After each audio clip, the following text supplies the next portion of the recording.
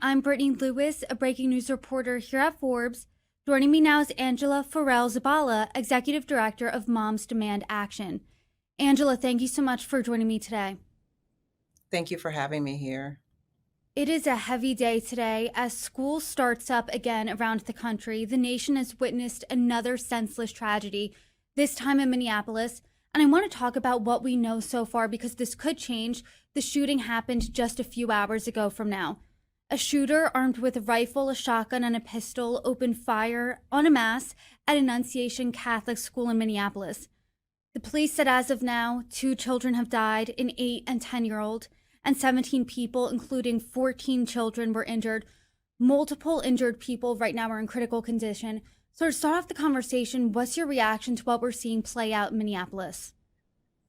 I mean, it's horrible. I think this is every parent's worst nightmare, dropping your kids off to school and not seeing them come home safely. I mean, we're just into the school year, just finished summer break, and we should be thinking about school supplies, back to school night, field trips, and not planning a funeral for our babies. As a mother of 4 children and 2 little ones that are just around this age and a woman of faith, this is deeply alarming for me.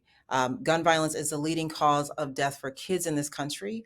And today really shows what it looks like when we are not taking all the measures we need to make sure that we're keeping our children, our babies safe and sound so they can be safe in schools and in places of worship.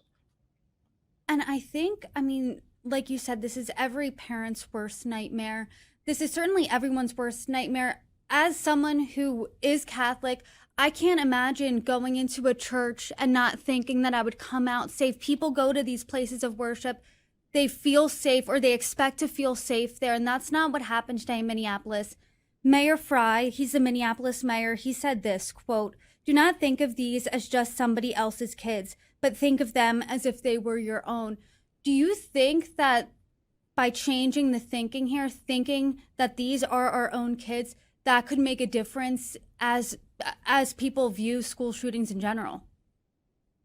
I think we absolutely have no choice but to think of these as being our children. These are our own babies, our communities, and we have the responsibility as adults, as lawmakers, as people of faith to do everything in our power to keep them safe. And that means enacting gun laws and things that we know are common sense and that can prevent these kinds of tragedies. I think, oftentimes when we see this kind of violence play out, it grabs the national attention. Everybody is disturbed to see that have parents that have to bury their children. You can almost envision and think about your own children, your own young people in your life. And yet we treat it sometimes as if this is some kind of natural disaster, or this is like, how did this happen?